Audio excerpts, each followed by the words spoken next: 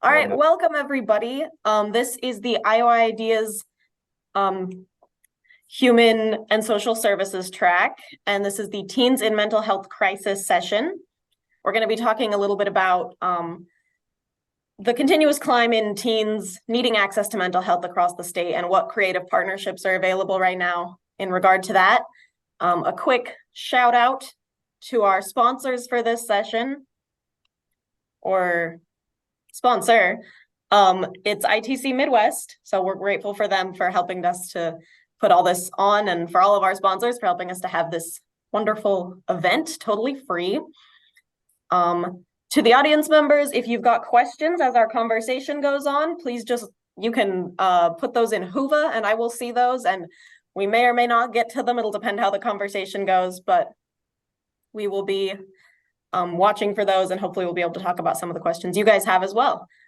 So to start off, let's introduce our panelists. I'm not a panelist. I'm Emily Anderson. I'm the public safety reporter with the Gazette, and I'm moderating the session. And then I'm going to let the panelists kind of introduce themselves, give you a little taste of their background, and then we'll get going. So Kim, do you want to start us off? Sure. Hi, everyone. Kim Scorza. I am currently the CEO at Crittenton Center in Sioux City, Iowa. And I've been there for about 2 years. And Crittenton Center we have two separate divisions in our organization. We have our child welfare division, and then we have our child development division. And today I'm going to be talking with you a little bit about our child welfare division and the intersect of the children's mental health. And prior to coming to Crittenton Center, I was the CEO at Season Center for Behavioral Health based in Spencer, Iowa for 12 years. Sweet. Tanya, do you want to go next? Yeah, sure. Tanya Hotchkin, the VP of Clinical Services at Tanager in Cedar Rapids, Iowa. So Tanager is a nonprofit that serves children and families, and primarily under the realm of mental, behavioral, social, emotional health. We have prevention all the way to treatment, as well as outreach services.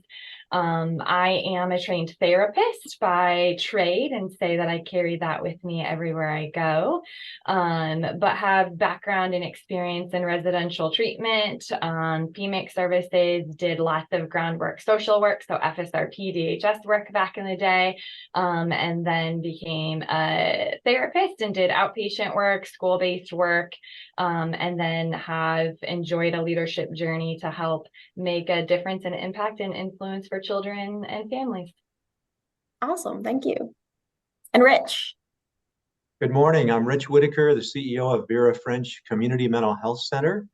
Vera French is a full-service, full-spectrum community mental health center that serves kids and adults across the age span. We have all of your typical mental health center services, plus some great evidence-based practices. And some of those I've actually been involved in over the years. I've been in community mental health for almost 30 years. Back in Nebraska, I actually started up a multi-systemic therapy team. I worked in a children's day treatment program as a program manager.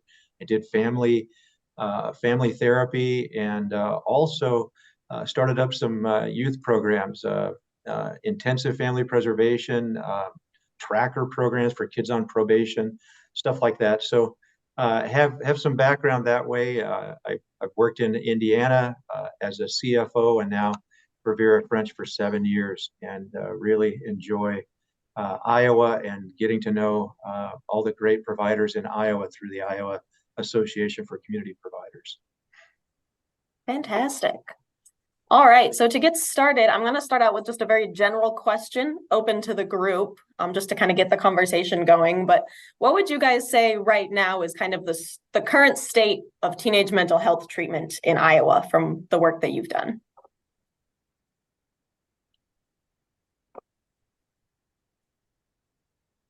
Well, I can go ahead and jump in. Or Rich, you want to go ahead? Go ahead. I was just going to say, no one wants to go first. Well, I can talk in terms of where I'm at right now. So when I was at Seasons, of course, as a community mental health center, and Rich will be able to speak more about that over the last couple of years, the evolution of children's mental health services, as well as Tanya. There's always been for many, many years, kind of a gap in the services, this specifically for children in the state.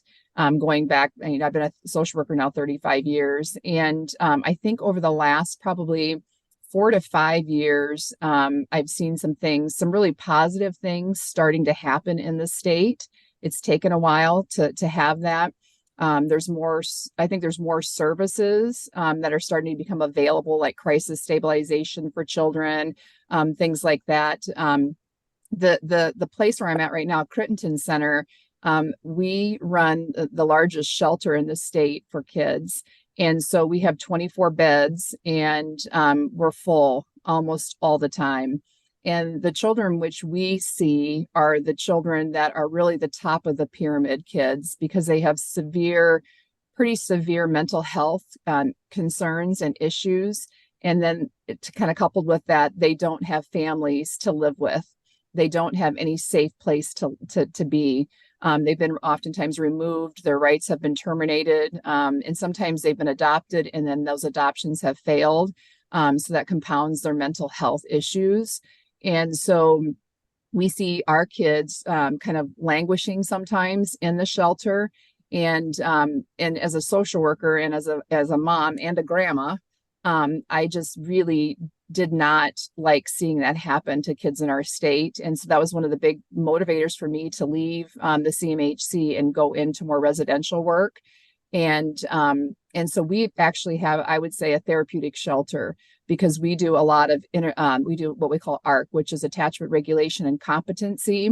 All of our staff are trained in that. And then we also do other types of therapeutic services, because these kids oftentimes, like I said, don't have any place to go. Many of the services in the state, the kids have either been there or they've been denied care because their acuity is so high.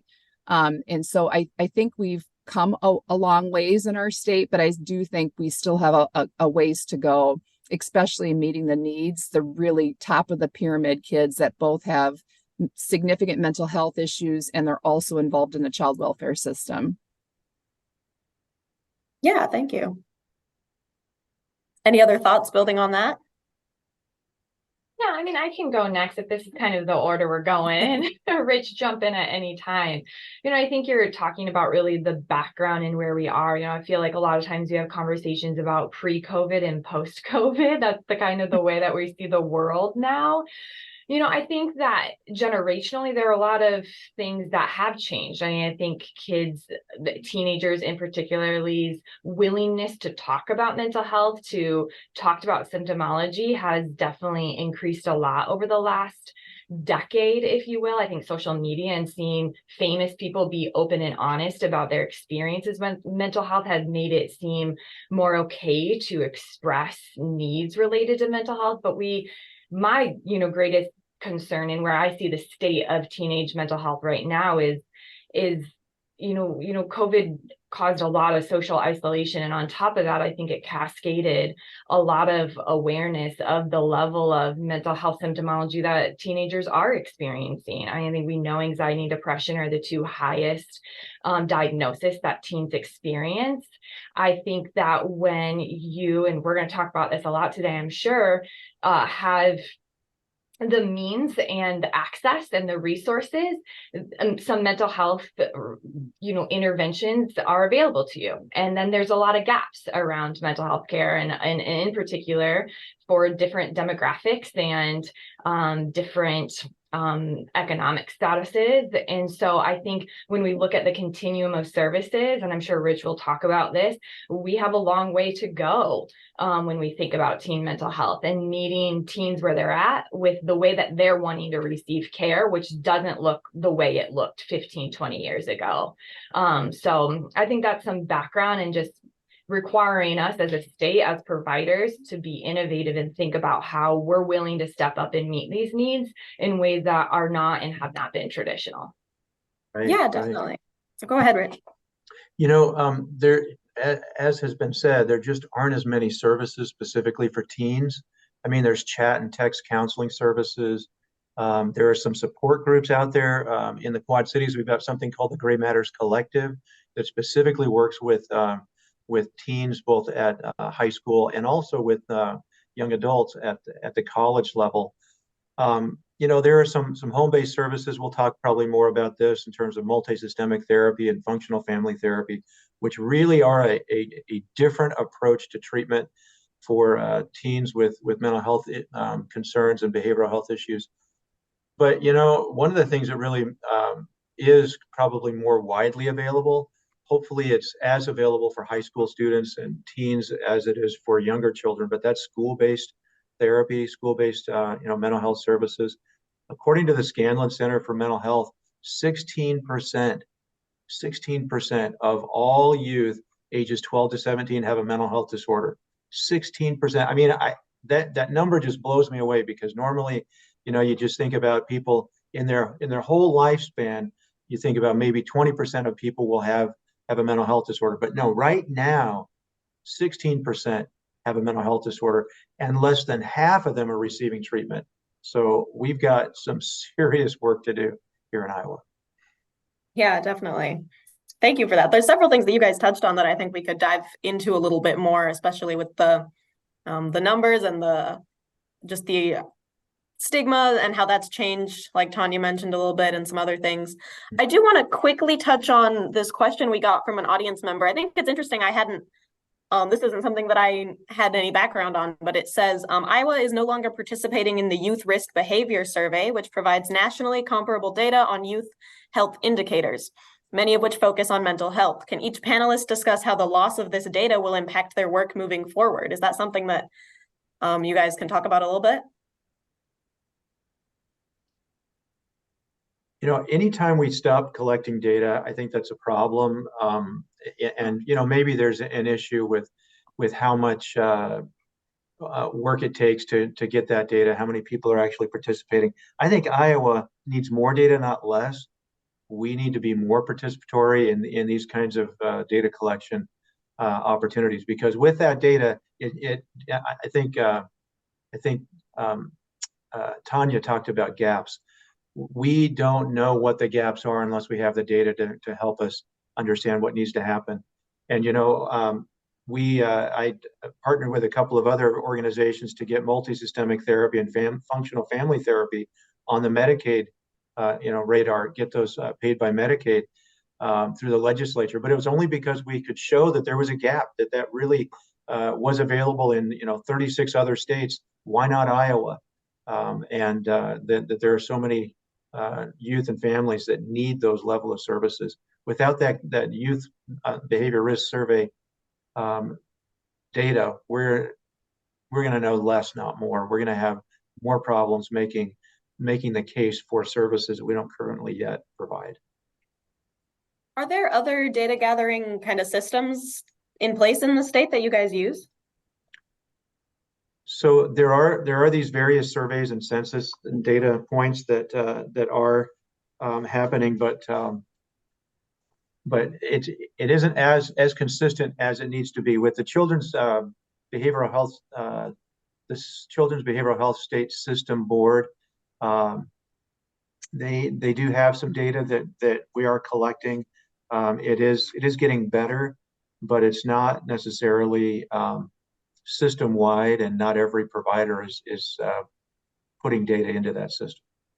Yeah, Gotcha, I think that's been a struggle for the state, and I think this is evident in some of the recent information that came out in regards to the state of mental health for Iowa, especially for those on Medicaid, and where we're at in comparison to other states across the United States. I think, as Rich said, when we start to tackle this and we look at what our proactive approaches, what are screenings, what are ways that we can collect different data indicators to then inform what services we're needing, I think that this has been a struggle for our state, and to find streamlined ways to access that for children and for youth. Yeah, definitely. And I would just like to add, not having that data really is a disadvantage for when you're looking at federal dollars as well. So one of the things that I've done throughout my whole life is look for different funding opportunities federally, and not just Medicaid, but getting larger grants And we use that data frequently to showcase where we are as a state. And so without that data, we can't showcase it to other funders, whether it's the federal system, federal government or other local funders, foundations, and so forth. And so we really can't say this is where we are. And I know the regions right now, the mental health regions are required to collect some data and then provide it to the department. But they haven't really refined exactly what they're collecting and how they're collecting it. And they're trying to move forward, to be able to give it to the state board. But right now there's going to be a big void coming up because we're not going to have anything to compare it to. We won't have any baseline data like we had in previous years with that survey. Yeah, definitely. I think that makes sense. We mentioned along with that data, kind of some of the barriers that people see, and having those numbers can help you recognize what those barriers are. Let's talk a little bit more about that. What are the barriers, the things that get in the way for certain teens to access mental health care? Well, I would say that probably the biggest barrier that we see in Western Iowa is we don't have enough service providers. We don't have enough clinicians in order to meet the needs. And so what I've seen is that clinicians get really tired and they kind of get burnt out. We've seen in our area, we've seen clinicians move to Minnesota. We're on the border. So Minnesota, some go to South Dakota, some go to Nebraska. I don't know if it's better there or not. And sometimes the grass is always greener on the other side, right? But I do think the lack of clinicians is a significant problem. And I don't think there's enough enough people going into social work to meet the ever growing need. And I think, as Tanya was saying earlier, and maybe before we even started this, the trying to get bachelor's level people to be able to be trained up is something that's really, really, really critical, because without the bachelor's level people, they're kind of helping to hold the mental health system together in a lot of ways, because they're providing a lot of supports and services when teens can't get into therapy. Yeah, definitely. Yeah, I'll echo a lot of what Kim said. I mean, I could talk about this one question probably for the rest of the time, because I feel really passionately about relooking at a system that I don't think is matching the needs of our teenagers in particular. I think we know developmentally and the brains of teens, like teens are led by peer support, but there are not a lot of models out there that say, hey, why don't we train teenagers on how to learn about mental health and how they can be supportive of their own peers and be a line level intervention. Looking at people who don't have degrees, who are neighborhood push-in models where it's that friendly, next door neighbor who brings over, cookies and just checks in on people. Like, we have to build more community-based mental health structures and supports. We are not going to sustain our mental health needs if we continue to require that it's a master's level who's passed 2 tests, who are then licensed and maintain licensure in CEU. And the reality is that the people who then achieve that are not always the exact fit for what some of these experiences that our youth are facing.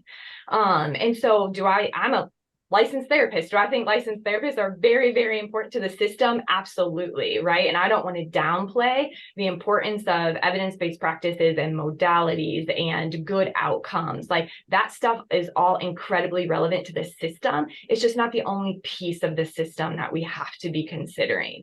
And so when I think about barriers and I think about reinventing what it means to support mental health, I think that we have to look really outside of what our systems have been made of over the last 20 years and really look at how do we do this in a way that is matching the percentage of kids experiencing mental health with the percentage of people who can intervene. Mm-hmm. Yeah. If I could just springboard on that too, it's so important to think about those non-clinical ways of helping. From the research, we know that social determinants of health are responsible for 80% of people getting better, people staying healthy. Your overall health is 80% determined by things like how much sleep you get and what quality of sleep do you get? What's your nutrition like? What's your exercise regimen like? Where do you live? What's your living environment like? All those things are 80% responsible for how healthy we are, and 20% is healthcare. And so there's a lot of room for improvement in that 80% that could be things like Tanya was talking about. And peer services, we're just scratching the surface, finding out how therapeutic peer services are. And especially for teens, right? Peers are everything for teens. What if those peers were way more therapeutic? That could have huge implications. The other thing is it takes 2 years to become a registered nurse. 2 years. How long does it take to become a master's level therapist? Well, master's is part of the problem, right? It takes about 6 years to become a therapist. Why does it take so long? What is wrong with our system? It takes forever to get to be a therapist, and we need so many more of them. But anyway, that's not the only way we can solve problems. I think those social determinants of health give us part of the solution. Yeah, definitely. Part of those social determinants, something that I had kind of thought to ask beforehand is, how does a teen's like demographics play into this for things like their race, their age, their gender identity, their socioeconomic status? How does that play into, one, their mental health, and then two, their ability to seek care for any issues that they are seeing? Yeah, I mean, I think it greatly influences, right? I mean, the research shows us that, the stats show us that. I mean, I think a large part of mental health that, and this is kind of the long-term medical model versus experiences, right? Like, is it mental health biological? Is mental health your experiences? I mean, it's a both and, right? But what we know is that experiences deeply influence the way our brain develops and deeply influences then our mental well-being. And so if we know that experiences greatly influence that, we know that disproportionate and inequality and systems that are not meant to support kids who identify different than, even just cisgender white, right? Like, we know that these experiences that teens are facing deeply influence, their mental health, which is why we know that LGBTQ plus youth have the highest rate of suicide and the racial inequalities that we experience in a society, and how that deeply influences a child's mental health. I mean, a big thing about mental health that we haven't totally talked about is the exposure to social media and what is seen on there, and the level polarizing that we have right now in our society, and how much that deeply is influencing children's mental health.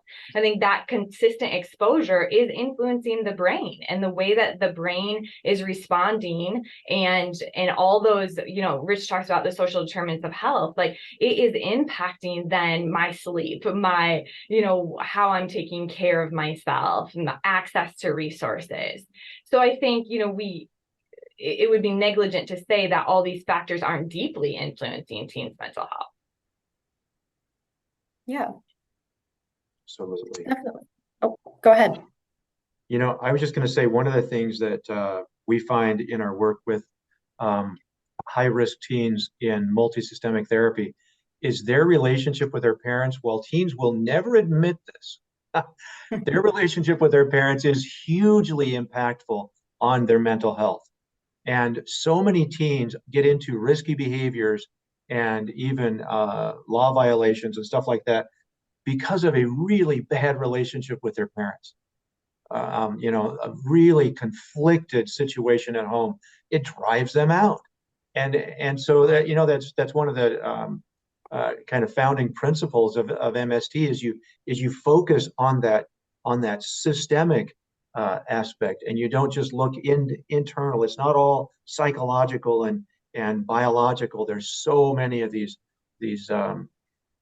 environmental factors that we have to deal with, and so many of those are relational and not just the more standard of living kinds of things.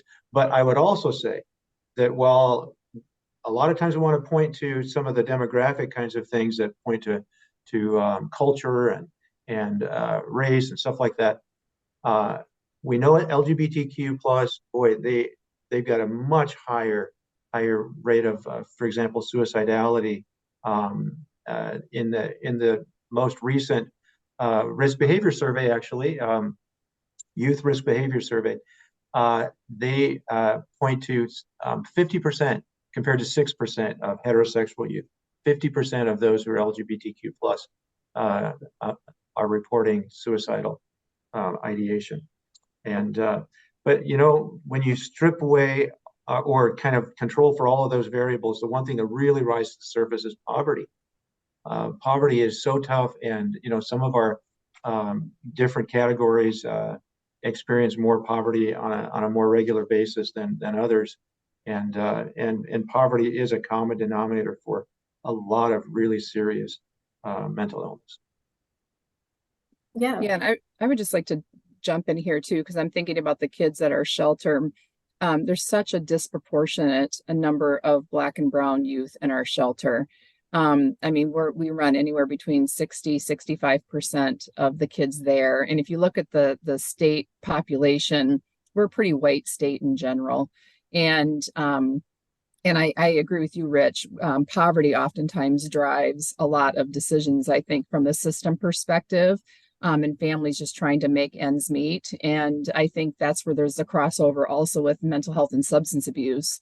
When people are feeling they're trapped in poverty, they try to cope as best as they can. And there's not necessarily the social supports and structures out there. And like I said, we see that every day at our shelter, the number of Black and brown youth that are being removed. It seems like they're being removed more quickly. And I think a lot of it's because of poverty. I think the families are trapped in poverty and they don't know how to access. There's not enough supports and services. And then when you get into the criminal justice system, it's clear that Iowa has a problem with race when it comes to incarceration. And many of our kids, that's where their families have ended up, is incarcerated. And a lot of it's been driven by poverty, mental health, and substance use. Yeah, definitely. Those adult issues that the kids don't always have control over can definitely play a big role, I think, in a lot of those things. So we've hit on kind of a lot of the issues with the system right now and some of the more personal barriers that people see. What are some of the solutions that you guys are looking at? I know, Rich, you mentioned peer support. What does that look like as far as teenagers helping other teenagers in these situations? Well, this is really kind of in a early stages, not only here in Iowa, but across the country where we get more teen helpers. But the National Council for Mental Wellbeing has just put out in the last year a version of its mental health first aid that is specifically geared towards helping teens become responders to other teens who are expressing suicidality. And I think that's just huge. That is groundbreaking because it's just so I think it makes so much sense to put tools and skills in the hands of more people to try to make a difference. And if you've got a teen who may have lived experience, maybe they just have experience because they know how it is to be a teen, and teenager years are just tough. And they're going to be someone who can have an influence on another teen who feels comfortable talking to them, sharing that they've got some suicidal thoughts. And then if that team's got training, wow, you just double, triple, quadruple their possible impact for good in that other teen's life. One other thing I just want to point out is that when we talk about 988, and I really hope everybody is just talking up 988 every chance you get, talk about the fact that you can text to 988. You can text to it. Teens don't call anymore. They don't call 988. They text to 988. And that is so easy and so instinctive for a text, for a teen to just jump onto text and text 988. And it's so, I just think it's under promoted. We really have to promote that. You can text to 988. It's free. It's always available. And you're probably going to be texting to somebody right there in Iowa City or Cedar Rapids, because that's where it's happening. Yeah. Are there any other kind of creative solutions that you guys have looked at in your different organizations as far as treatment options, maybe outside of clinical settings? Yeah, and I think, part of it is I alluded to it earlier, I think that we have to look at who can deliver what services and what educational level is required versus looking and kind of reinventing what training can happen and what experiential things can happen, what life experiences lends to these things, right? We know that actually, like Lambert's common factors model, that the number one indicator of success in a therapeutic relationship is the way that the client feels relationally toward the therapist, is the greatest indicator to success. So, I think we can spend a lot of time trying to force people to go through that 6 years of education, or rethink what it looks like to give the skills needed to deliver interventions at different levels to match the different needs that are presenting. Rich alluded to the fact that legislatively, we just added community-based kind of mental health for teens with the MST and FFT programs. I think we have to keep pushing the mark around those things. We have to meet kids where they are, what school-based services, but also reimagining the spectrum of services that we have. I feel like in the state of Iowa, we really had like inpatient, and you're staying there and you're living there, all the way to outpatient, and not a lot in between. And we have to really think about what are all of those places in between, what are the roles, who are the people that can fill some of those shoes, and matching different level of interventions with different level of expertise. There's a need for everybody. It's just that we have to open the arena a lot wider to allow a lot more people who have the ability to make a difference to step into that arena. Yeah, and I would just piggyback with Rich, what he was saying in regards to peers. Peers are very effective. They've been used, peer supports. Individuals have been in community mental health for a long time. Like I said, I came from mental health, and now I'm in child welfare. And one of the things that we've been doing at our shelters, we've created a therapeutic shelter for our kids. We have clinicians, we have bachelor's level individuals, we have people that have high school degrees, but we've also employed people who have been in the mental health system and the child welfare system, some of which have lived at the shelter themselves as a child. I really think that is so crucial with people with lived experience to really elevate them more in our state and give them more opportunities to really make a difference. We recently hired a mom who had her children removed due to mental health and substance use issues. She regained custody of her kids. And she is one of the best workers that we have, because she can relate to these kids. And the one thing that she can do so well is that she can instill hope. And I think that everybody can be a part of instilling hope, whatever degree you have or don't have. Hope is so critical for teens, whether they're in a child welfare setting or just living in, with their families in the community. We need to have people that are the hope givers, because that's the way I feel like we can really dial down the number of suicides, is by getting in front of these kids and instilling hope for their future, hope that things will change, hope that things will get better. I think that's something all of us can do. Anybody can do that. Yeah, definitely.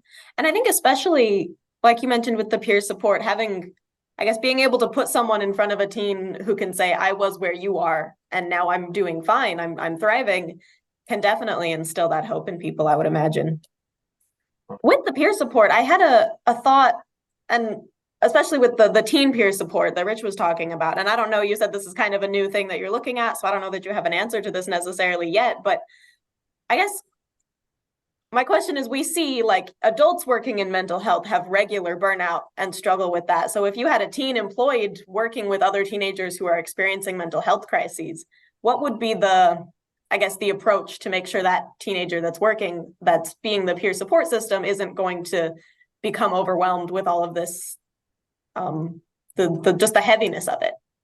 Yeah, I think that's a really good point, Emily, that teenagers are not just smaller, younger adults. I mean, there are some very big differences in the way their brains function, and the fact that they're not fully formed yet, they're not fully developed yet in all those ways. And so you have to be careful. There's a reason why we don't have 14-year-olds working 40-hour work weeks, and they're just not ready for that level of stress, and stress affects teens differently than it does adults. They deal with it differently. They're still learning how to communicate about it, how to cope with different aspects.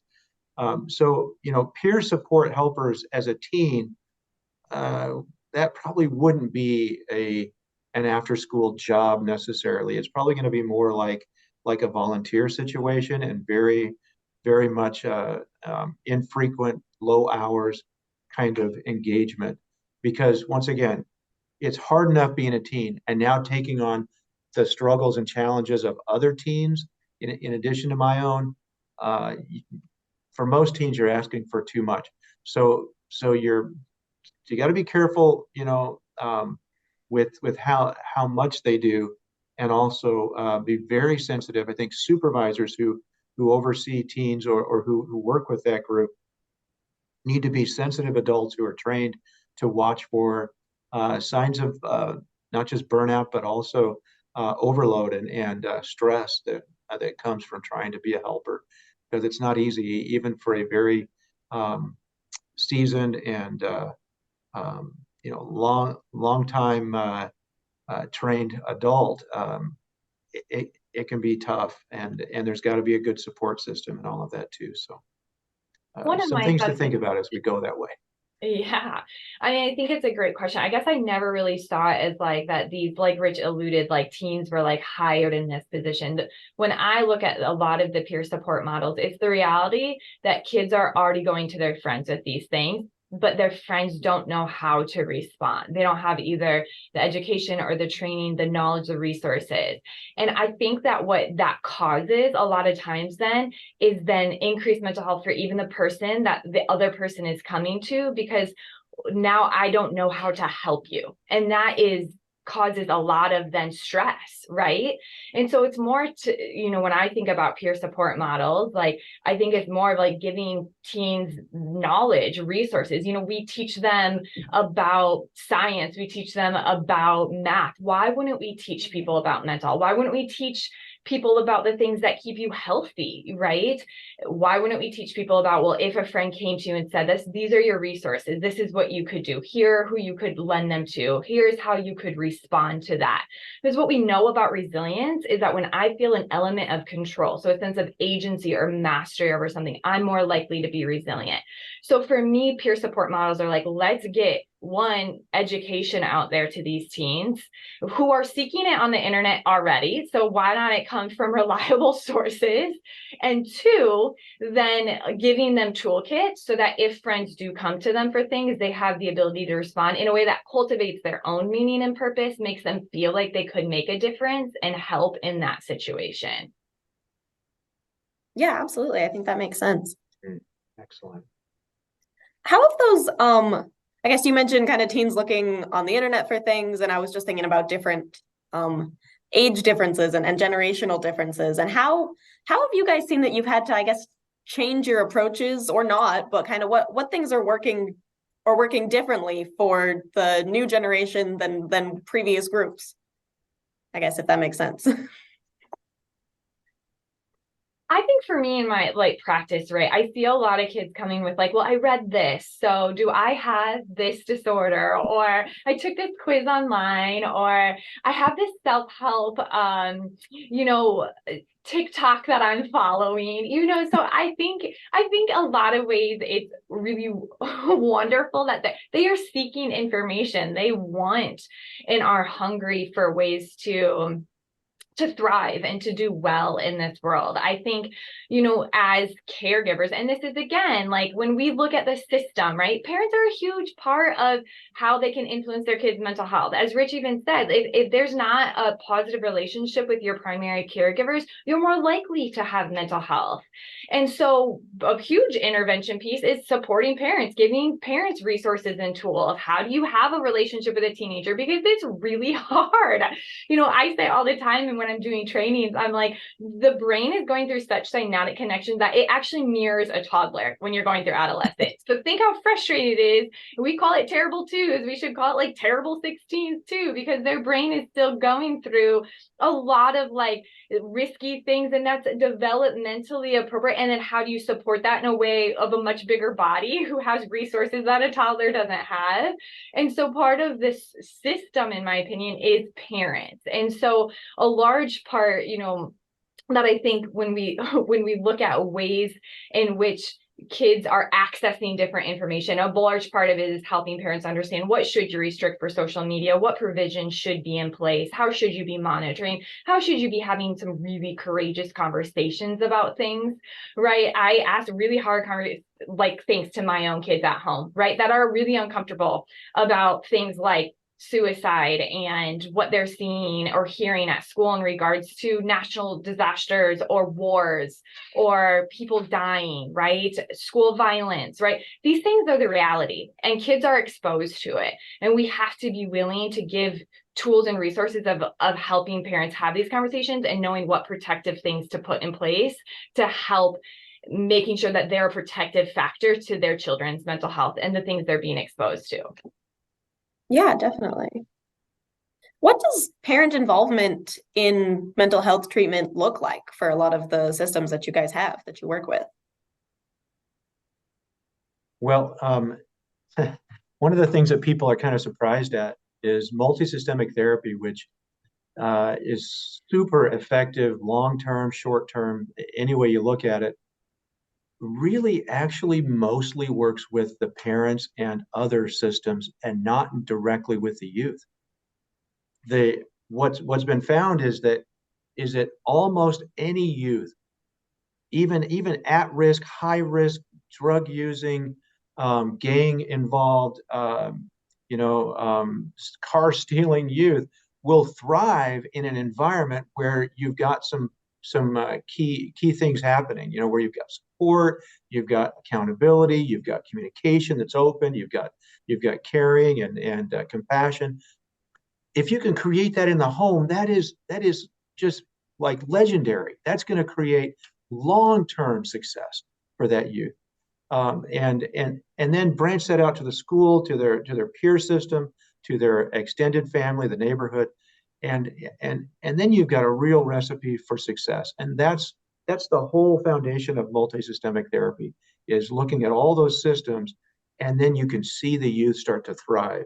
Now, we don't stay with them forever. We're 5 months in, but our work is primarily with that parental system, helping them to be great parents in terms of supervising, in terms of supporting their teens, in terms of holding teens accountable, in terms of being accountable themselves.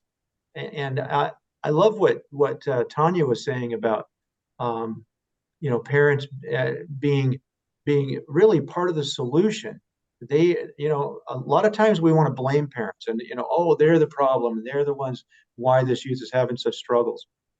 But they actually are the solution. They are the key. And they're the most important. And if we can be successful with those parents, wow, everything starts to change and we get long-term positive outcomes in the youth's life. Yeah, definitely. Kim, did you have a thought? You look like you were going to say something. No, I was just thinking of the whole concept of parents, because like I said, my world is so involved in kids who aren't able to be with their families and be with their parents. And so trying to, and that's a very small population in our state, right? The kids who end up in a homeless shelter. I find it probably the most rewarding out of any position I've ever had is working with these kids. They're some of the most disadvantaged kids, but they are some of the most courageous and awesome kids you'll ever meet. And yeah, I agree. Parents are so important, and parents are the key. And one of the things in which we've been doing is with some of our youth that their parents' rights have been terminated maybe 10 years ago. But these kids are still kind of just languishing in the system. They're moving, they're just churning in the system all the time. We've gotten permission from the department to seek out those families to find out where they're at and find out, are they in a place of recovery? Are they in a place of stability? And we've been pretty successful in reaching out to some of them. And in fact, we have a young girl who has been out of her parents' care for many years. We found her mom, and her mom is doing amazing. Her mom is doing amazing. She got the mental health care that she needed, and she is now going to be reunified with her child who has been at our homeless shelter for over a year. And so I just cannot stress the importance of family, whether it's biological family, foster family, adoptive family. Like Rich was saying, families are the solution to these kids, is what these kids need. And so I love that story about this young girl, but we're doing that with other kids too, because families are going to be the make it or break it. The parents in these kids' life are going to be the make it or break it oftentimes. And so if recovery can be possible for the adult, and it can be possible for the teen and the child that's just really in a hard spot right now. Yeah, definitely. I think the only thing that I'll add, and I think this is part of like the really hard conversations that we have to have, Rich alluded to, like, parents get a really bad rap. And I think it's a huge stigma, right? That when kids have mental health, it had to be something because the parents failed. And I think we do a really, really big disservice to families and the whole system when we come from that perception. I say all the time, like, there's no parent that wakes up and is like, you know what, I'm gonna just be a really crappy parent today. Like, I just don't really love my child that much like that. It doesn't happen. Like, we have to come and to the table with the belief system that parents are doing the best they can with what they have, and that they hold a lot of inherent shame and guilt about the struggle, and a lot of deep pain and suffering, seeing that their child is struggling, and that they are the experts of their family, and they are the biggest key in the relationship with their child towards moving mental health in a place of wellness. And I think, the thing I challenge clinicians, if, any clinicians are out there watching this, I think we struggle as clinicians to invite parents to the table for teens. I think it's easy to sit on a one-on-one session with a teenager who sit there and is like talking about all these struggles. And it becomes very intimidating to say, you know what, I'm going to hold space for you, this teenager who may be struggling deeply with your relationship with your parents, invite them in, hold space for the parents, and create a bridge and a connection through my therapeutic interventions. I think that's hard work to do. And I think as we produce more and more clinicians, we have to, within the higher education system, within clinical supervision, saying, this is a non-negotiable. Like, we have got to move past this comfortability of just this individualized approach, because long-term, what kids need, regardless, is an adaptive relationship with their caregivers in a way that has relational rhythms that work for that system.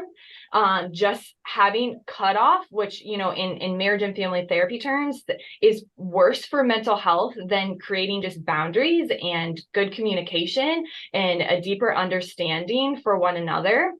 That doesn't mean you have to be super, super close with your parent, but the reality is that they will be in your life for a very, very long time, and they're going to either be a support for you, and we can help facilitate that, or it could be a barrier to your mental health. And I just think that we have to challenge ourselves as providers.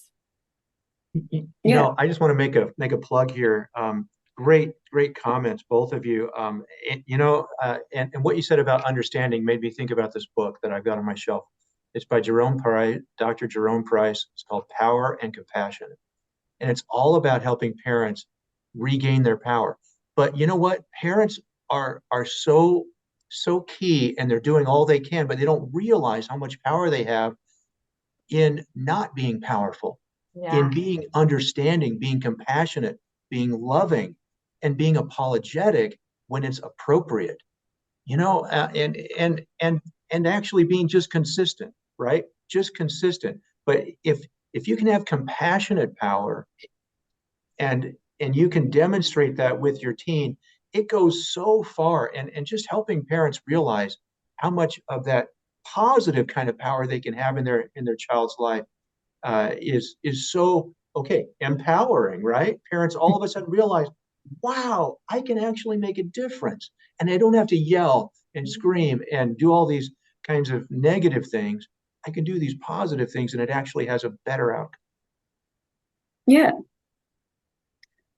Along with the relationships between teenagers and their parents and that treatment, how do you guys, I guess, what is the outreach kind of systems that you guys use to make sure that parents and their teens are aware of treatment options and of the resources that are available?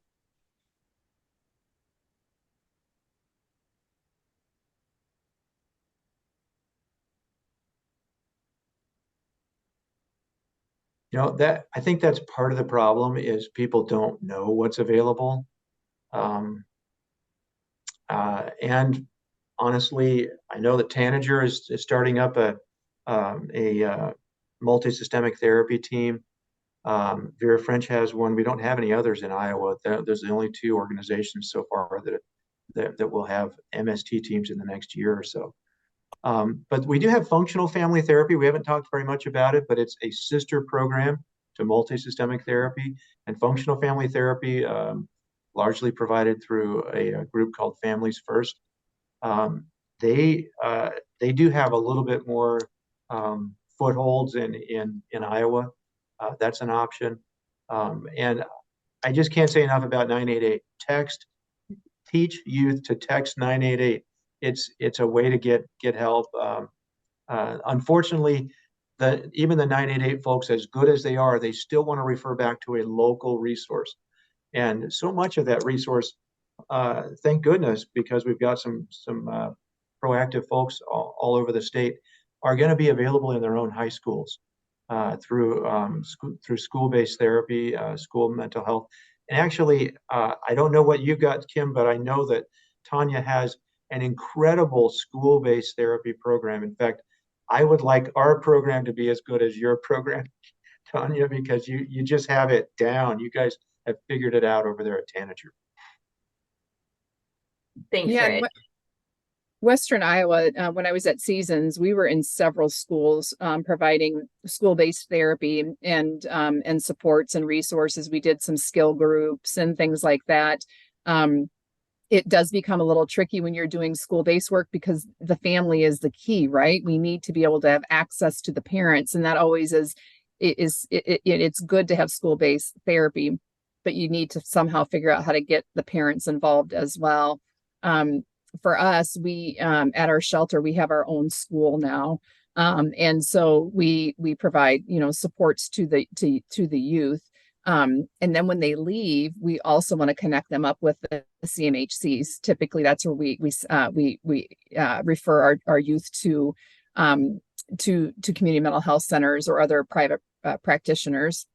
But I think getting the word out, it's kind of a double-edged sword, right? When we think about stigma and how the stigma has really changed over the last even 10 years. I think Tanya alluded to that earlier about the number of, just movie stars or people in, NFL players or whatever saying that I have a mental health issue. It's opened the door for kids to say, hey, I have this too. Or I think I might have this issue and whatnot. But it does worry me a little bit because we're not there as a system when in the rural parts of our state. And I see this because we get kids from all over referring back for services. Sometimes the services aren't available. And so we've really tried to promote the use of telehealth. I know it's not ideal, especially for littler kids. Teens, it's a little bit more, I would say, better for the kids in some respects because they're so used to being on their phones. And so they're not necessarily opposed to doing telehealth appointments. But I always worry when we can't get kids in and we're waiting 6 weeks, 8 weeks to get just to get an intake. That is a concern for me because now we're getting the stigma to go down. Referrals are going up, but we don't have that capacity. And that's always a concern for me, for kids and families. Yeah, Yeah, definitely. I mean, I think, a lot of providers, at least in the Cedar Rapids area, have worked really hard to come together and collaborate around like, how do we continue to get these resources or how to navigate the system into the hands of families and children who need them most, right? And that is working really hard to infiltrate all the places that kids or teens might go, whether that's your PCP or the school or, sports clubs or, et cetera, et cetera. I think one of the things that have worked hard in over the last couple of years is, again, being more innovative around how do we do outreach and exposure, right? This last May, we did a teen mental health summit in partnership with Iowa Big and Co. And it was just meant to be this really fun place that offered free food and they could do lots of activities. But then we had breakouts that if they wanted to learn about mental health stuff. But again, it's we had over 25 booths of providers in our community there, with like fun activities and swag. And it's just exposure, right? Exposure the best we can. We're doing a trunk or treat for Halloween. And again, all local providers are going to come and hand out information along with, candy and some healthy snacks too, hopefully. But it's just exposure so that when the time comes, if it's needed, families know who to call and where they can access some of these resources. We've tried to really, really reduce barriers and lean into that collaboration, that there is more needs in our community than any one provider could serve. So there is no point in being territorial about things. Instead, let's come together. Let's share each other's resources. Let's help clients, so that when they come in my doors and that service is not the right fit or available, that I can link them to other places in the community, because what matters the most is saving children's lives. And that means that we're helping them get access and linkage to resources the best we can. Yeah, definitely. All right, we've got about 3 minutes left, so I'm going to do one more quick question, and then we'll wrap up. But I'm just going to say, if each of you could give me maybe 20, 30 seconds, just, I guess, what would you want our audience members today to be the main takeaway walking away from this session? What do you think community members need to know about teen mental health and what they can do?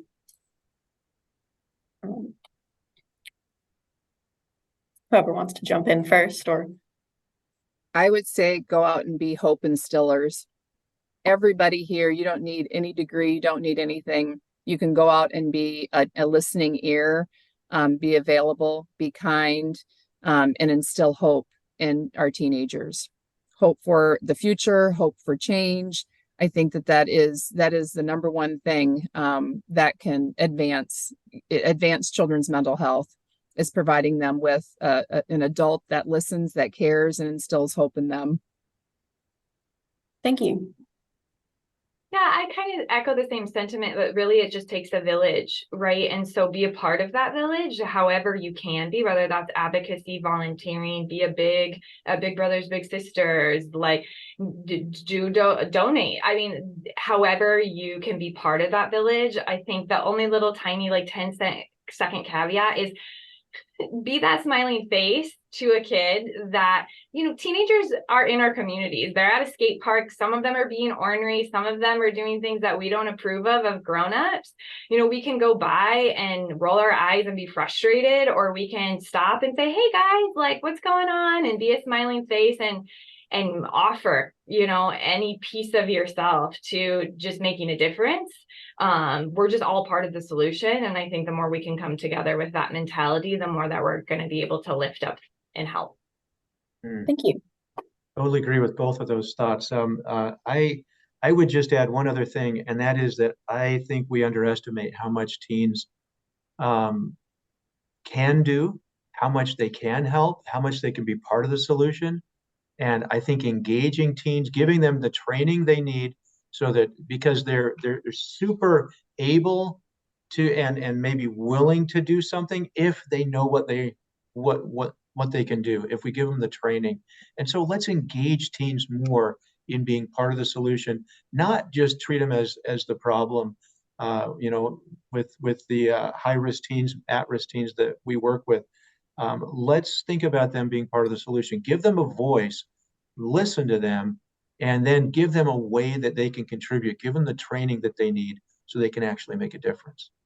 All right, thank you so much. So we are out of time, but this has been a great discussion. Thank you everyone for coming. I'm just going to plug real quick. The next Human Social Services session is starts at 1:20 because we've got a little bit of a lunch break. And that is Creative Ways to Address Food Scarcity and Insecurity. I'm moderating that one as well. So I hope to see a lot of you there. All right. Thanks, everyone. Thank you, Emily. Thank you, Emily. Thanks.